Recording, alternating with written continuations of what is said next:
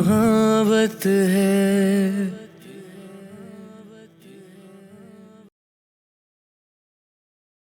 अक्षत मीरा को साथ लेकर उसे मायके छोड़ने जा रहा था। मीरा का जाना उसे थोड़ा अच्छा नहीं लगा। वह मीरा पर किसी तरह की पाबंदियां भी नहीं चाहता था। मीरा के हाथ को अपने हाथ में थामे अक्षत गाड़ी चला रहा था। उसे खामोश देखकर मीरा ने कहा, वैसे आज हमारे घर जो लड़की आई थी वो बहुत खूबसूरत थी, तुमसे ज्यादा नहीं। अक्षत ने सामने देखते हुए कहा, आपने सॉरी कहा उनसे? मीरा ने सवाल किया तो अक्षत ने गाड़ी रोक दी और मीरा की ओर पलटकर कहा, मीरा, क्या तुम्हें सच में लगता है मुझे उससे माफी मांगने की जरूरत है? वो लड़की पैसे के घमंड में इतना चूर है मीरा कि उसे कुछ कहना या समझाना बेकार है, और ऐसा करना मैं अपना टाइम वेस्ट करना समझता हूँ। ठीक है, मीरा ने कहा तो अक्षत ने गाड़ी वापस आगे बढ़ा दी। आधे घंटे बाद ही अक्षत मीरा को लेकर अपने ससुराल पहुंचा। अमर जी ने अपने भाइयों और उनके परिवार वालों को भी बुला लिया ताकि सभी मीरा से मिल सके। गाड़ी घर के अंदर आई। अक्षत और मीरा नीचे उतरे और दरवाजे की ओर पट गए। मीरा के सभी घरवाले गेट पर ही खड़े थे। बड़ी चाची के हाथ में पूजा की थाली थी। अक्षत और मीरा के आने पर उन्होंने उनकी आरती और तिलक उतारी और फिर दोनों को लेकर अंदर चले आए। मीरा और अक्षत सबसे मिले। सबके पैर छूते छूते अक्षत की दुख मर गई थी, लेकिन मीरा के परिवार से मिलकर वह खुश था। अपने सब घर वालों से मिलने की खुशी मीरा के चेहरे पर साफ दिखाई दे रही थी। मीरा अपने कजिन्स के साथ बैठी थी और बेचारा अक्षत अपनी 3 सास और मीरा की भाभीियों के बीच फंसा हुआ था। सब उसे एक एक करके अपने हाथों से जो खिला रही थी।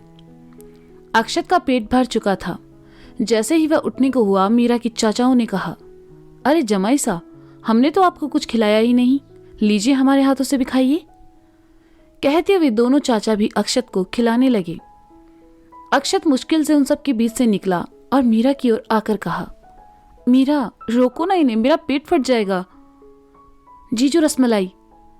कहते हुए अक्षत की सबसे छोटी साली ने 1 चम्मच उसे खिला दिया। अक्षत भी मना नहीं कर पाया, लेकिन मीरा उसकी इस हालत पर मन ही मन मुस्कुरा रही थी। उसने अक्षत का हाथ पकड़ा और उसे साइड में ले जाते हुए कहा, अक्षत जी, हमें आपसे कुछ बात करनी है। मीरा अक्षत को साइड में ले आई। अक्षत खाने से बच गया तो मीरा ने कहा, सब यहाँ है, आज आप भी रुक जाइए ना। मीरा, मैं जानता हूं, पर मैं रुक नहीं सकता। कल सुबह मुझे कोर्ट जाना होगा, कुछ पेपर्स के सिलसिले में, और रात भर बैठकर मुझे काम भी करना है। जब मैं तुम्हें लेने आऊंगा तब रुक जाऊंगा। अक्षत ने कहा, अच्छा ठीक है, हम आपको नहीं रोकेंगे, पर आप अपना ख्याल रखिएगा। वक्त। मीरा ने जैसे ही कहा, अक्षत ने उसकी बात काटते हुए कहा, हाँ हाँ मीरा, वक्त से खाना खाना है, सोना है, देर रात जागना नहीं, सिगरेट नहीं पीनी, और तुम्हें ज्यादा मिस भी नहीं करना। यही कहना चाहती हो ना तुम? हाँ बिना कुछ भी कहते हैं, चलिए जाइए। मीरा ने कहा, पक्का जाऊं? अक्षत ने शरारत से मीरा को देखते हुए कहा, हाँ जाइए। मीरा ने कहा, जाने से पहले एक किस। जैसे ही अक्षत ने कहा, अमर जी वहां चले आए और कहा, मीरा, पंडित जी आने वाले हैं तो उनसे मिलकर जाना। अक्षत ने मीरा की ओर देखा तो अक्षत ने इशारे से उसे जाने को कहा और कुछ देर बाद खुद भी चला गया। पंडित जी के आने में अभी वक्त था, इसलिए मीरा और उसके घर वाले अक्षत को गाड़ी तक छोड़ने चले आए। अक्षत वहां से चला गया। गाड़ी में अकेले बैठे अक्षत को बहुत अजीब लग रहा था, लेकिन वह खुश था और कुछ दिन बाद मीरा अपने परिवार के साथ वापस आ जाएगी। अमर जी तो पहले से कितना बदल चुके थे। अक्षत घर चला आया और आकर अपने कमरे के बाहर बने हॉल में बैठकर अपना काम देखने लगा। अमर जी ने अपने घर के पंडित जी को बुलवाया था। मीरा के लिए पंडित जी आए, अमर जी से मिले और बैठकर मीरा का हाथ देखने लगे। उन्होंने मीरा के खुशहाल जीवन के बारे में बताया तो सबको तसल्ली हुई, पर पंडित जी के माथे के सलवटों ने अमर जी को चिंता में डाल दिया। सबके सामने अमर जी ने कुछ नहीं कहा। पंडित जी ने एक धागा मीरा के बाजू पर बांधते हुए कहा, बच्चे के जन्म होने तक इसे अपनी बाजू से दूर मत करना बेटा। जी पंडित जी, मीरा ने कहा। जलपान करके पंडित जी जाने लगे तो अमर जी उन्हें छोड़ने बाहर तक आए। और चलते चलते कहा, मीरा का हाथ देखते हुए आपके माथे पर चिंता के भाव उभर आए। सब ठीक है ना पंडित जी? अमर जी, मीरा बहुत भाग्यशाली लड़की है। वो जहां भी रहेगी वहां खुशियां बांटेगी, पर एक चिंता है। पंडित जी ने अमर जी की ओर देखते हुए कहा, कौन सी चिंता? अमर के चेहरे पर परेशानी के भाव उभर आए। मीरा को जान का खतरा है, और चिंता की बात यह है कि यह खतरा जान पहचान वाले से ही है। कुछ महीने अगर शांतिपूर्वक निकल जाते हैं तो खतरा टल सकता है। पंडित जी ने अमर जी का दिल धड़काने वाली बात कही। वे सोच में पड़ गए, भला ऐसा कौन हो सकता है जो मीरा को नुकसान पहुंचाएगा। अमर जी को सोच में डूबा देखकर पंडित जी ने कहा, मीरा से कहिएगा वह मां काली की पूजा करे, सब ठीक होगा। जी पंडित जी, अमर जी ने हाथ जोड़ते हुए कहा और अंदर चले आए। अंदर आकर देखा मीरा अपने सभी घर वालों के साथ बैठी हंस मुस्कुरा रही थी। पंडित जी जानने वाली बात मीरा को बताकर अमर जी उसे परेशान नहीं करना चाहते थे। वे अपने कमरे में चले आए। मीरा के प्रेग्नेंट होने की बात सुनकर सभी घर वाले बहुत खुश थे। मीरा के चले जाने से घर एकदम सूना सूना लगने लगा था। सभी उसे मिस कर रहे थे और सबसे ज्यादा मिस कर रहा था अक्षत। आज उसका अपने कमरे में जाने का मन भी नहीं कर रहा था। खाना खाकर वह बाहर सोफे पर ही सो गया। अक्षत से कुछ बात करने राधा जब ऊपर आई तो देखा अक्षत सोफे पर ही सो रहा है। राधा ने कमरे से कंबल लाकर उसे उड़ा दी और प्यार से उसका सर सहलाते हुए कहा, अपनी मीरा के बिना कितना अधूरा लगता है ये लड़का।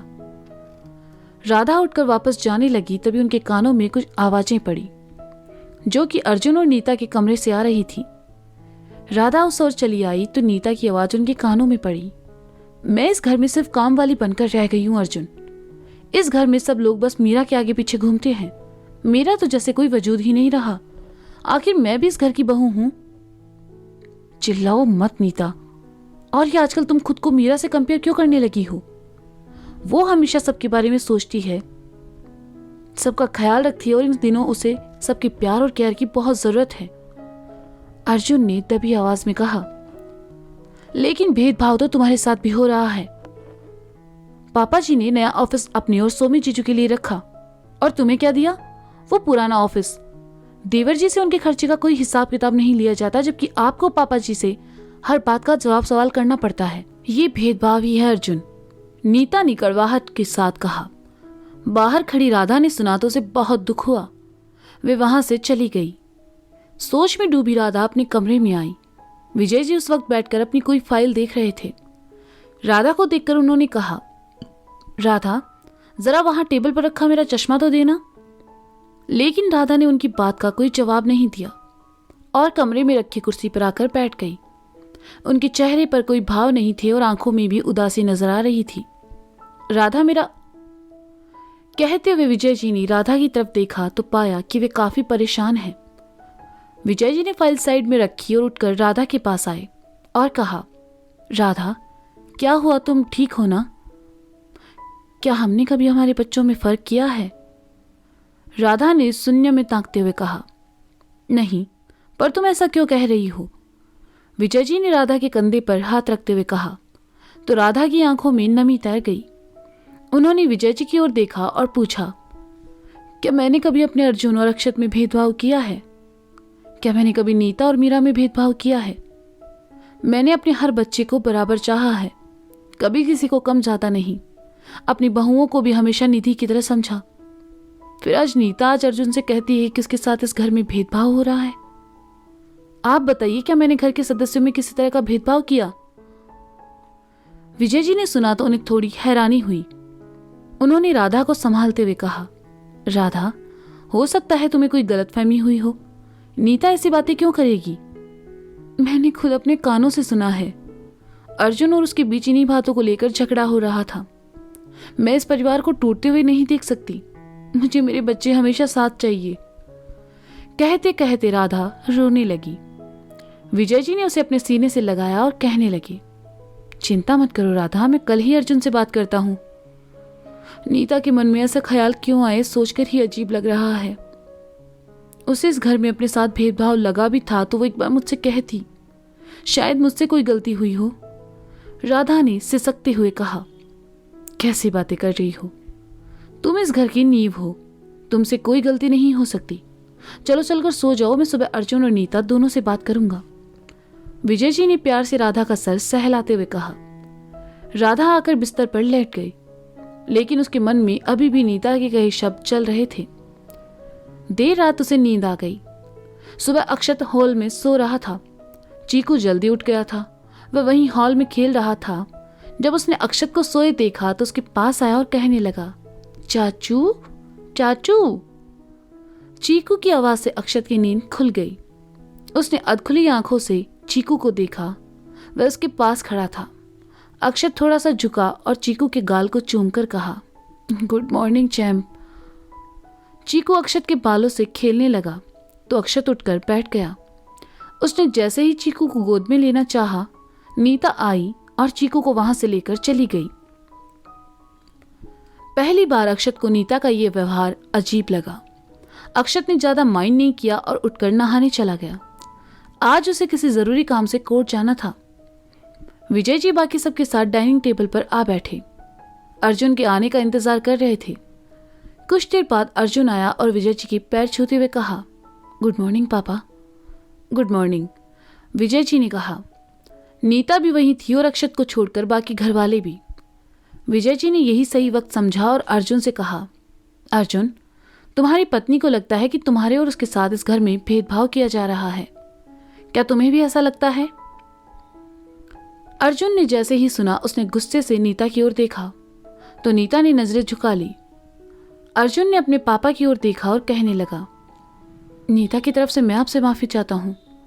पता नहीं किसने इसके दिमाग में ये सब उल्टी सीधी बातें डाल दी है। नीता इस घर की बड़ी बहू है बेटा, और बड़ी बहू होने के नाते उसका फर्ज बनता है कि वह अपनी बातें खुलकर कहे। इस घर में खुशी दुख तीज त्योहार हम सब साथ साथ मनाते हैं।